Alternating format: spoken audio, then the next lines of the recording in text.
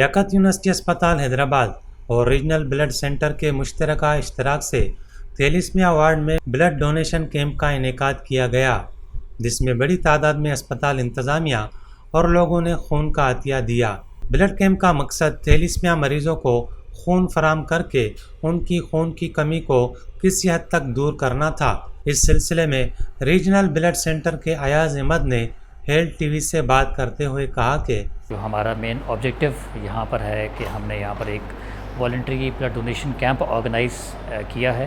اور اس میں لمس کی انتظامیہ اسپیشلی خاص طور پہ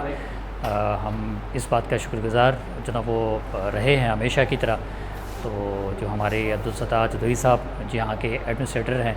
اور ان کی یہاں تعاون سے ہم نے یہاں پر کیمپ آرگنائز کیا،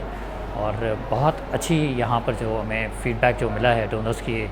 حوالے سے، تو صبح سے لے کر ڈونرز کی گہما رہی ہے، اور اس طرح سے ہمارے پاس جو ڈفرینٹ یہاں لمس ہاسپٹل کے پروفیسرز ہیں اور پی جیز ہیں، ہاؤس آفیسرز ہیں، وہ یہاں پر وزٹ بھی کرنے ہیں اور ہمارے سسٹم کو اپریشیٹ کرنے آئے تھے، اور اس کے ساتھ ساتھ وہ اپنا بلڈ دینے آئے، اور اس وقت تک جو ہمارے یہاں 20+ جناب وہ ڈونرز آ چکے ہیں اور وہ اپنا بلڈ دے چکے ہیں۔ تو ٹل 6 شام کے 6 بجے تک انشاءاللہ ہم امید کرتے ہیں کہ ہم 40 to 50 تک انشاءاللہ ہم اس کو کر لیں گے۔